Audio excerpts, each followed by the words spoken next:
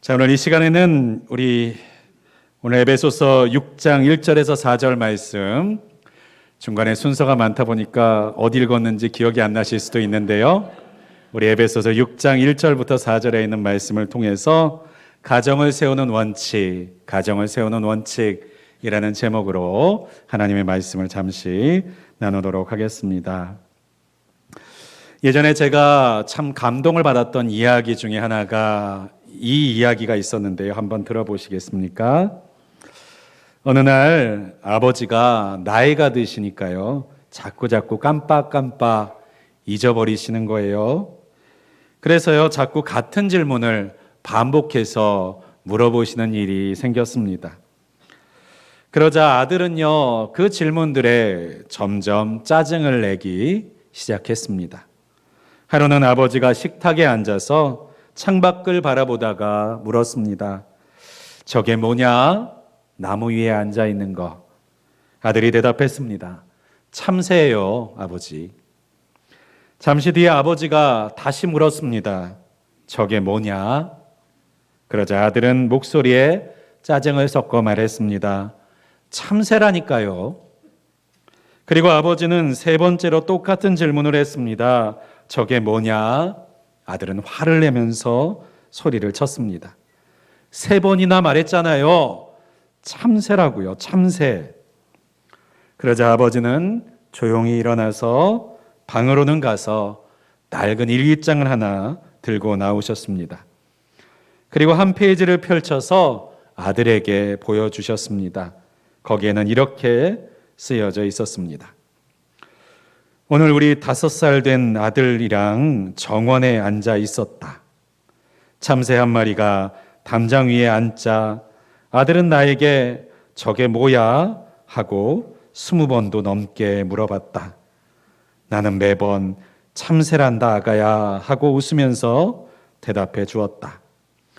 내 아들은 매번 같은 질문을 했지만 나는 그 질문이 귀엽고 사랑스러워서 지치지 않았다. 아들의 눈에는 모든 것이 신기했으니까. 이것을 읽은 아들은 그 읽을 장을 조용히 덮으며 눈물을 흘렸습니다. 그래요, 우리가 인생을 살다 보면 부모님의 큰 그 그림자가 더없이 작게 느껴질 때가 많이 있습니다. 그런데요, 우리의 자녀들을 바라볼 때에는 연약해도 실수를 해도 모자라도 그렇게 기다려줄 수도 있고 그 모습이 귀여워 보이기도 하고 그러한 미숙함이 더 마음 가운데 우리의 마음을 따뜻하게 만들 때도 있음에도 불구하고 정작 우리의 부모님들의 모습들 속에는 우리가 여유 없는 모습으로 너무나도 냉정하고 냉철한 모습으로 어떠한 실수나 잘못도 용납하지 못하는 마음으로 우리의 부모님들을 바라보게 될 때가 많이 있는 것 같습니다. 왜 그랬을까요? 우리는 어렸을 때부터 너무나도 완벽해 보이는 부모님들을 바라봤기 때문일까요? 어렸을 때 아이들은요, 우리 아빠는 모든 것을 다 할 수 있다고 믿습니다. 우리 엄마는요, 모든 것을 다 만들어낼 수 있다고 믿게 되지요. 어린아이들에게 부모는 하나님과 같은 존재이고 그래서 부모님을 의지하는 그 마음은 세상 어떤 것과 비교할 수 없는 의지처가 됩니다. 우리 늘빛교회도 우리 강정원 목사님께서 그 목회에 여러 가지 주제가 있으셨는데 그 중에 하나가 바로 친정집 목회라고 하는 것이었어요. 여러분, 친정집 목회, 요즘에는 그와 같은 것을 잘 못 느끼실 수도 있겠습니다만 과거에 우리의 어머니들은요, 때로는 시집살이를 하면서 때로는 남편을 봉양하면서 자녀들을 길러 나아가면서요, 자신의 말 한마디 한번, 때로는 자기가 원하는 것 한번 하지 못한 채 인생과 삶을, 가정을 위해서 살아오실 때가 많이 있었습니다. 그런 어머님들이 그나마 발 뻗고 편하게 누울 수 있었던 곳이 있었다면 바로 친정집이 아니었을까 싶습니다. 친정집에서만큼은 내가 엄마가 아니어도 되었고, 아내가 아니어도 되었고, 집안일을 짊어져야 될 집안의 가장이지 않아도 되었고, 가정에서 일어나는 모든 일들을 책임져야만 하는 책임자가 아니어도 되었기 때문이지요.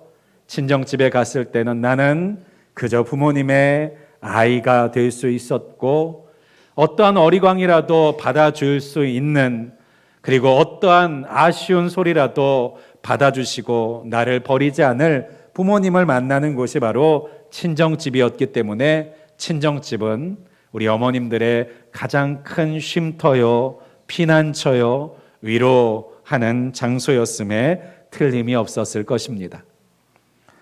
그렇습니다. 하나님께서는 우리의 가정을 그와 같은 위로받는 가정, 또한 치유받는 장소, 또한 하나님의 나라를 맛보는 복된 장소로 만들어가기를 원하셨습니다.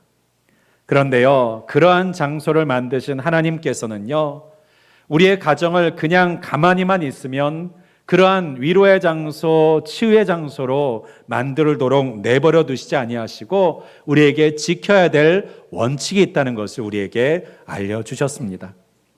그것이 바로 오늘 본문의 에베소서 6장 1절에서 4절까지의 말씀을 통해서 우리에게 들려주시는 명령입니다. 먼저는요, 자녀들에게 주시는 말씀입니다.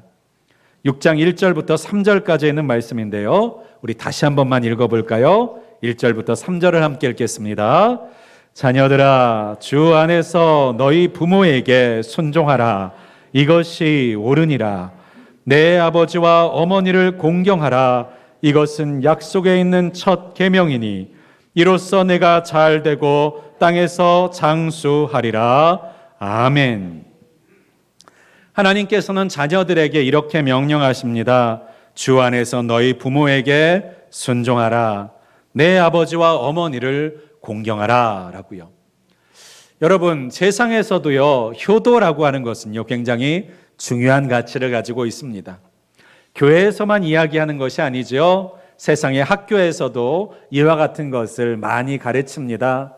세상의 윤리 가운데서도 효도라는 것, 부모를 공경하는 것은 중요한 도덕적 기준이 되기 때문이죠.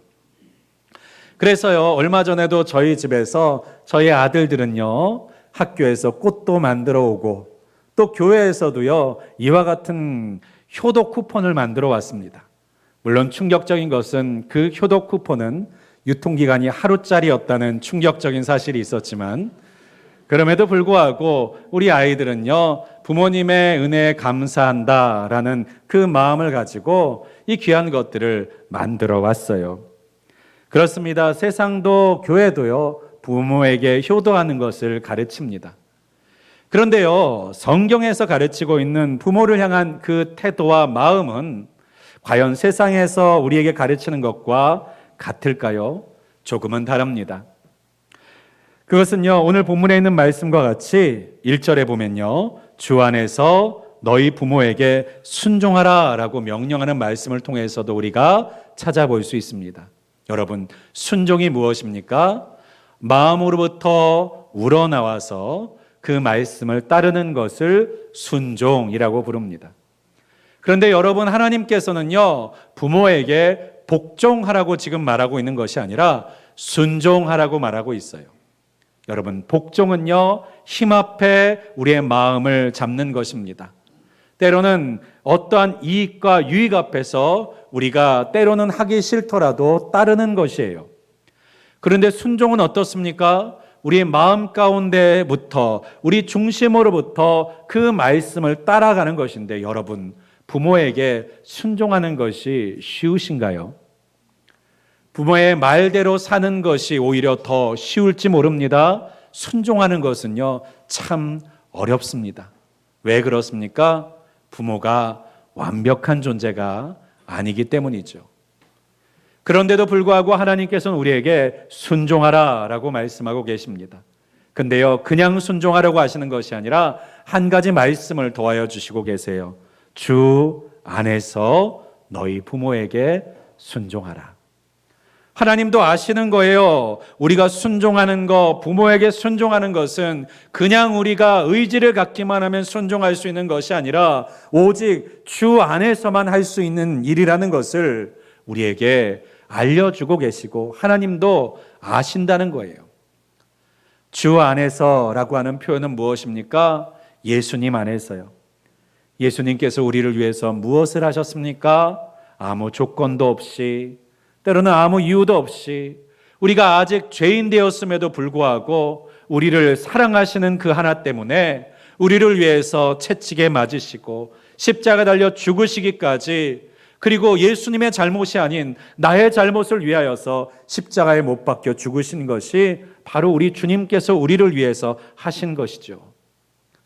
바로 예수님께서는요, 이 주 안에서, 이 예수님의 사랑과 희생 안에서 누구를 사랑하라고 말씀하십니까? 너희 부모를 사랑하라 라고 말씀하시는 거예요. 이 말에는 뭐가 담겨져 있습니까? 부모의 조건 때문에 순종하는 것이 아니라는 것입니다. 부모가 나에게 유익을 줄 수 있는 존재이기 때문에 부모의 눈치를 보면서 순종하라는 것이 아니에요. 나에게 많은 것을 해줬기 때문에 순종하라는 것이 아닙니다. 부모의 말이 다 맞기 때문에 순종하라는 말도 아닙니다. 하나님께서는 주 안에서 부모에게 순종하는 것을 우리에게 명령하고 계시는 것이죠. 특별히 이 자녀들에게 요구하는 순종과 공경은 조금 성격이 다릅니다.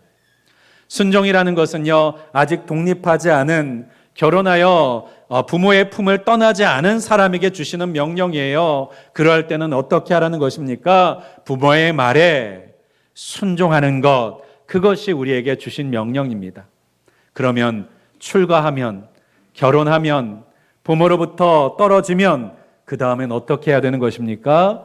공경하는 것입니다. 순종과 공경의 차이가 뭘까요? 순종은요, 내가 원하든 원하지 않든 그대로 따르는 것입니다. 공경은 무엇입니까? 따르지 않을 수도 있다는 선택지를 같이 갖고 있는 거예요. 여러분, 우리가 부모로부터 독립하고 이제 아내와 남편이 부모를 떠나 한 몸을 이루고 난 다음에는요, 독립된 인격체, 독립된 영적인 존재가 되는 것입니다. 그때부터는 더 이상 아빠 탓, 엄마 탓하면서 사는 것이 아니라 내가 선택하고 내가 결정하면서 내 인생을 하나님 앞에서 살아가야만 하는 것이에요. 그러한 때에 우리는요, 때로는 그 속에서 부모의 권면과 충고와 요구를 받을 때가 있습니다. 그런데요, 때로는 그 요구와 명령이 맞지 않을 때가 있으면 어떻게 하죠?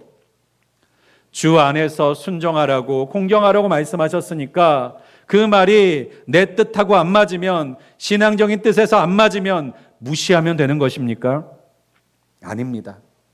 여러분, 그럴 때는요, 우리가 이렇게 말해야 될 줄 믿습니다. 아버지, 어머니, 내가 아버지를 사랑하고 어머니를 너무나도 존경하고 그리고 공경하지만 이 일은 제가 생각하는 게 맞는 것 같습니다 라고 대답할 줄 알아야 된다라고 하는 거예요. 그런데 이것이 부모님의 명령을 거스리는 싸움이 되지 말아야 될 이유는 무엇입니까? 우리가 부모님의 말씀대로 그대로 하지 않는다고 해서 무엇을 잃어버리면 안 된다는 거예요? 부모를 공경하는 마음을 잃어버리면 안 된다는 거예요.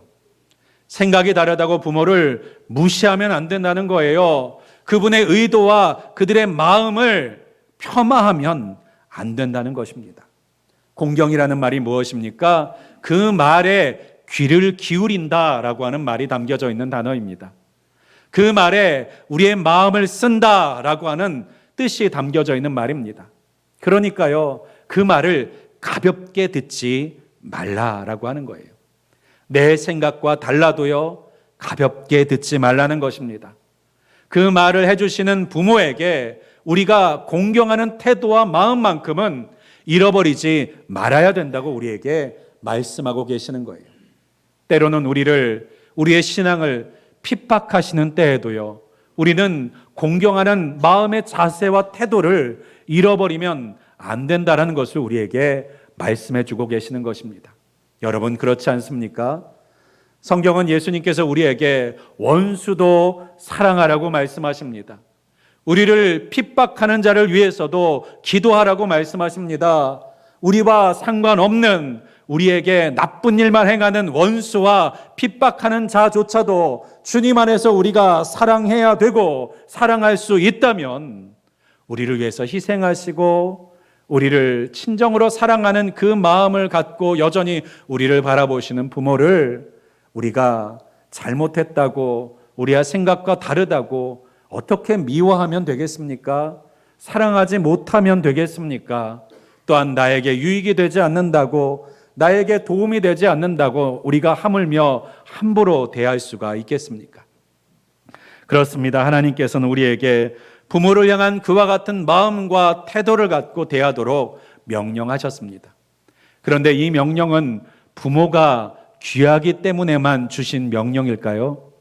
하나님의 모든 명령은요, 항상 나를 위하여 주시는 말씀이라는 사실을 여러분 꼭 기억하실 수 있기를 바랍니다. 누구를 위해 주시는 말씀이라고요? 나를 위해서 주시는 말씀이라고요. 특별히 오늘 본문 가운데서는 이 순종과 공경을 하는 자에게 어떤 은혜를 주신다고 말하냐면요, 3절에는 말씀해 보겠습니다. 이로써 내가 잘되고 땅에서 장수하리라. 여러분, 그러면요, 우리는요, 땅에서 잘되고 장수하기 위해서 부모를 공경하고 순종해야 하는가요? 그러면 세상에 제사 지내는 세상 사람과 뭐가 다른가요?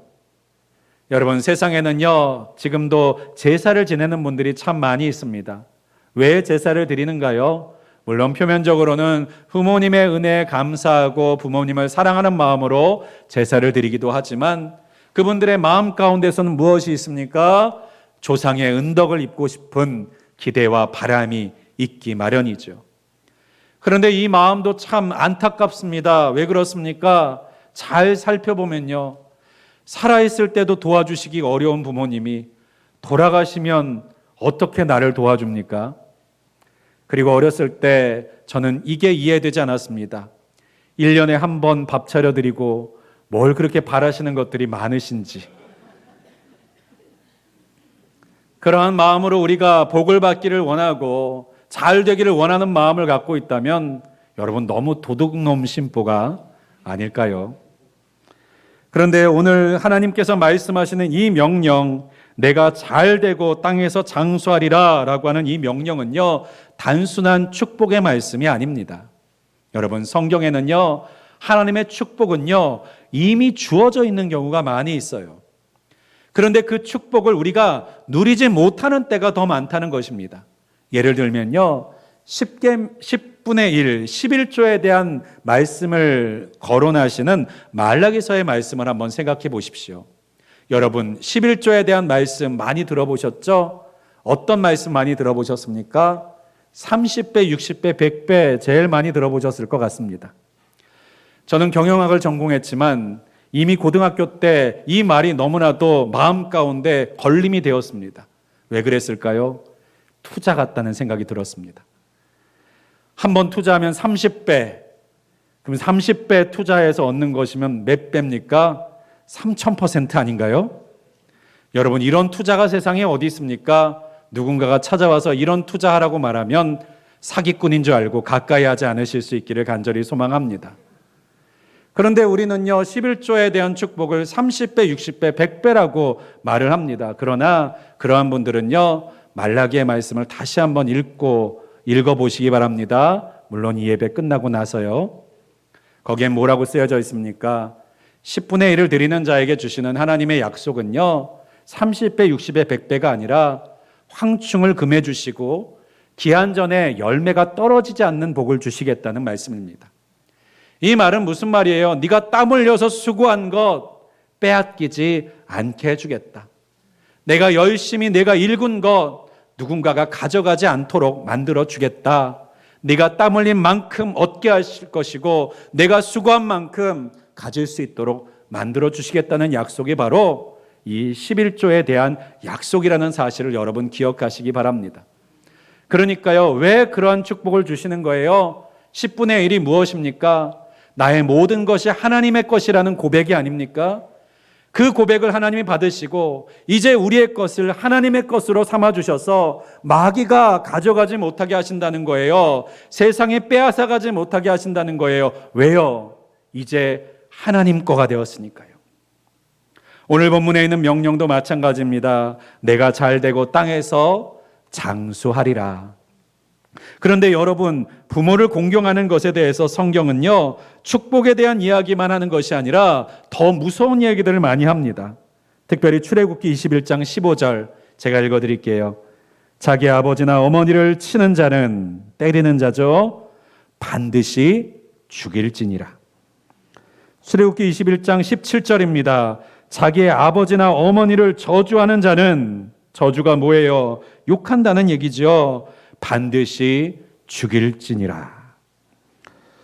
신명기 27장 16절에 있는 말씀에는요, 그의 부모를 경휼히 여기는 자는, 그러니까요, 홀대하는 자는요, 저주를 받을 것이라 모든 백성은 이에 아멘 할지니라 라고 말씀하시고요.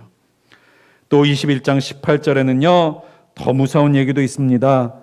사람에게 완악하고 패역한 아들이 있어서 그의 아버지의 말이나 그의 어머니의 말을 순종하지 아니하고 부모가 징계하여도 순종하지 아니하거든 그의 부모가 그를 끌고 성문에 이르러 그 성읍 장로들에게 나아가서 그 성읍 장로들에게 말하기를 우리의 이 자식은 완악하고 패역하여 우리의 말을 듣지 아니하고 방탕하며 술에 잠긴 자라 하면 그 성읍의 모든 사람들이 그를 돌로 쳐 죽일지니 이같이 내가 너희 중에서 악을 제하리라 라고요.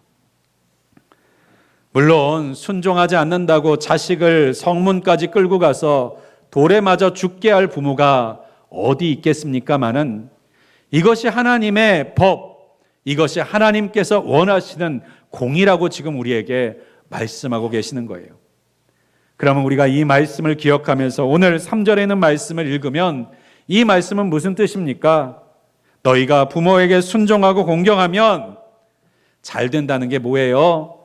내가 마땅히 받을 것을 누리면서 살게 해 주겠다. 장수하리라는 말이 무엇입니까? 너희가 기한 전에 죽지 않도록 하나님께서 내 수명대로 살게 해 주겠다라고 하시는 약속인 것이죠. 그렇습니다. 하나님께서는 하나님께서 우리에게 허락하신 것을 온전하게 누리실 수 있도록 주시기 위한 방법으로 부모를 순종하고 공경하라고 말씀하셨던 것입니다. 특별히 부모를 공경하라는 말씀 가운데선 무엇이 담겨져 있습니까? 바로 눈에 보이지 않는 하나님에게가 아니라 눈에 보이는 부모님에게 순종하는 법을 배우게 하시기 위한 목적이 있다라고 하는 거예요. 여러분, 저는 이 말씀을 읽어보면서요, 그것이 하나 떠올랐습니다. 에덴 동산의 선악을 알게 하는 나무. 여러분, 에덴 동산은 얼마나 자유롭고 평안한 곳입니까? 그런데 하나님께서는 그곳에 선악을 알게 하는 나무라는 것을 하나 만들어 두셨어요. 그리고 그 나무의 열매를 먹는 자는 반드시 죽으리라 라고 말씀하셨어요. 그런데 왜 그 나무를 두셨습니까? 바로 그 에덴 동산 앞에서 아무것도 신경 쓸 필요가 없고 아무것도 묶이고 구속될 것이 없는 이 아담과 하와 사람에게 너 위에 하나님이 있다. 네가 순종할 대상이 있다. 너는 이 에덴 동산의 왕이 아니다. 그리고 그곳에서 너는 지켜야 될 말씀이 있다라는 것을 가르쳐 주시기 위해서 바로 이 사람에게 선악을 알게 하는 나무를 동산 한가운데 심으셔서 보여주셨던 것이죠. 우리의 부모님의 역할은 바로 이 선악을 알게 하는 나무와 같습니다. 그리고 이 부모님들에게 하나님은 우리에게 무엇을 하라고 말씀하시는가요? 순종하라고 말씀하십니다. 여러분, 아이들이 부모에게 순종하기가 쉽습니까?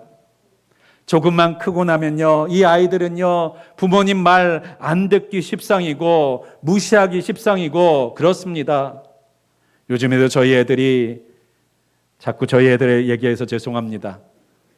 한 번 말해서는 안 듣습니다. 세 번쯤 말해야지 듣고 목소리가 조금 높아져야지 듣습니다. 나이가 먹으니까 그래요. 어렸을 때는 한마디만 해도 쪼르르 달려오던 애들이 자기 일 하다가 뒤늦게 반응하는 경우를 많이 봅니다. 여러분, 아이들의 마음속에서도요, 거역하는 본성, 다른 사람의 말을 듣지 않고 싶어하는 본성, 내 마음대로 살고 싶은 본성이 그 마음 가운데 가득하게 차 있다는 거예요. 우리의 죄성 가운데 그러한 모습이 있다는 것입니다. 그것을 하나님께서는 가정 안에서 다스리고 훈련되기를 원하셔서 오늘 이 말씀과 명령을 주셨다는 사실을 여러분 꼭 기억하시기를 바랍니다. 그래서 성경은요, 우리에게 자녀를 가르칠 때 달래라고 말씀드리지 않습니다. 때로는 매로 때려서라도 가르치라고 말씀하시는 이유가 무엇입니까? 무엇을 가르치기 위해서요? 순종을 가르치기 위해서요. 여러분, 눈에 보이지도 않는 하나님, 눈에 보이는 부모의 말도 듣지 않는 사람이 눈에 보이지 않는 하나님의 말씀인들 지키겠습니까? 당장 눈앞에 보이는 그 나의 모든 것들을 책임지고 사랑하는 부모의 말조차도 우리가 순종할 수가 없는데 눈에 보이지 않는 하나님의 말을 과연 우리가 귀담아 들으면서 살 수 있겠습니까? 내 앞에서 소리치는 부모의 목소리도 우리가 제대로 귀 기울여 담고 듣지 않는데 우리가 마음으로 중심으로 심려를 기울여서 귀 기울이지 않으면 들을 수 없는 주님의 음성인들 우리가 제대로 들을 수 있겠습니까? 그래서 우리 하나님께서는 우리에게 부모를 통해서 하나님께 순종하는 법을, 하나님을 공경하는 법을 배우게 하셨다는 사실을 여러분 꼭 기억하시기를 바랍니다. 부모가 위대해서만이 아닙니다. 부모가 나보다 많이 배워서만이 아닙니다. 나보다 가진 것이 많아서만이 아닙니다. 부모를 통해서 하나님을 경외하는 법을 배워야 하기 때문입니다. 하나님께 순종하는 법을 배우게 하시기 위해서 우리의 부모를 허락하셨다는 사실을 여러분 꼭 기억하시기를 바랍니다. 그러면요, 부모에게, 자녀들에게만 그와 같은 말씀을 하셨는가? 오늘 마지막으로 4절에 있는 말씀을 같이 좀 나눠보겠습니다. 4절 우리 함께 한번 읽어볼까요? 함께 읽겠습니다. 또 아비들아, 너희 자녀를 노엽게 하지 말고 오직 주의 교훈과 훈계로 양육하라. 아멘. 여러분, 하나님께서는요, 자녀들에게만 명령하지 않으셨어요. 부모님에게도 명령하셨습니다. 제가 어렸을 때 명절이 되면 저희 할아버지께서 항상 예배를 드리셨습니다. 모든 가족들을 모아놓으시고 예배를 드리실 때마다 이 말씀을 읽으셨는데 3절까지만 읽으셨습니다. 4절을 항상 읽지 않고 1절에서 3절만 읽으셨어요. 저는 이 말씀을 명절 때마다 들었습니다. 근데 4절이 있다는 사실을 나중에 알았습니다.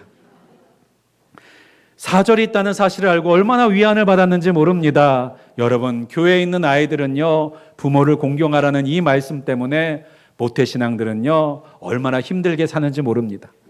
세상에서도 부모님 공경하라고 말하는데 교회에서도 부모님 말씀 안 들으면 큰일 난다고 합니다. 이거는 세상의 사람 눈에 보일 때만 문제가 아니라 눈에 보이지 않는 하나님도 나를 보고 계신다고 하면서 너 부모님 공경 안 하면 벌 받는다는 이 무서운 말씀을 들으면서 자랐던 것이죠.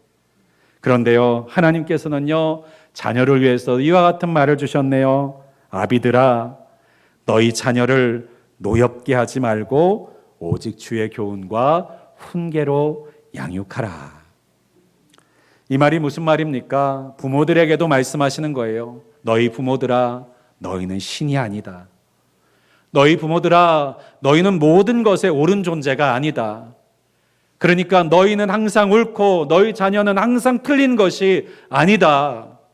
그러니까 자녀를 노엽게 만드는 상황으로 만들어가지 마라라고 말씀하고 계시는 거예요.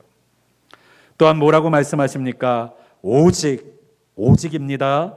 주의 교훈과 훈계로 양육하라라고 말씀하고 계세요. 여러분, 주의 훈계와 교훈으로 오직 양육하실 수 있기를 주님의 이름으로 축복합니다.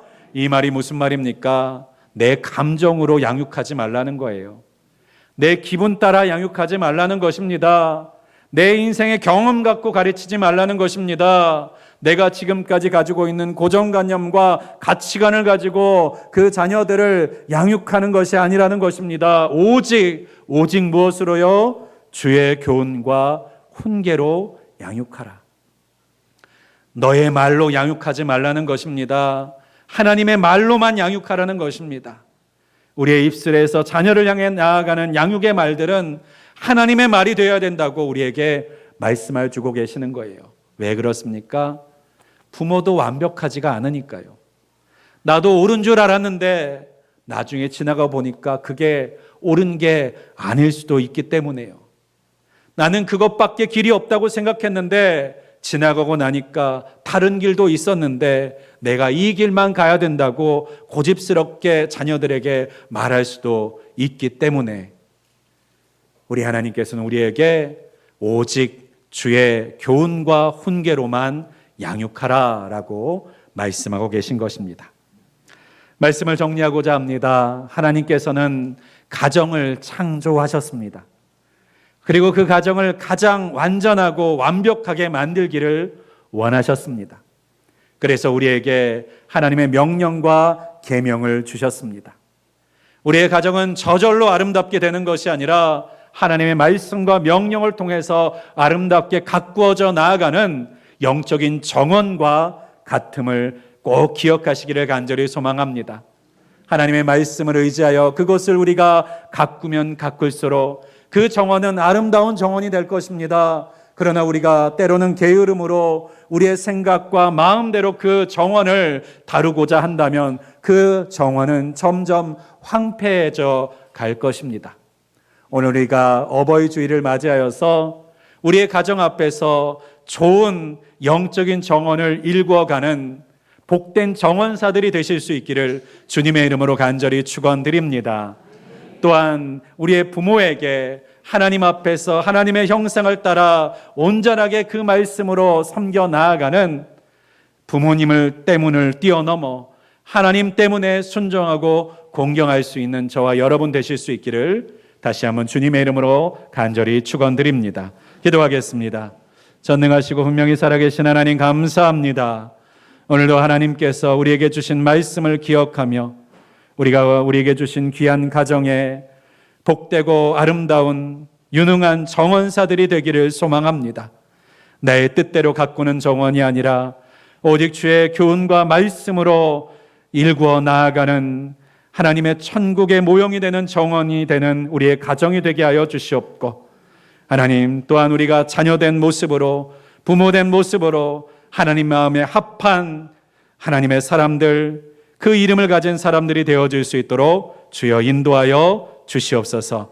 이 모든 말씀 우리 주 예수 그리스도의 이름으로 간절히 기도하였습니다. 아멘.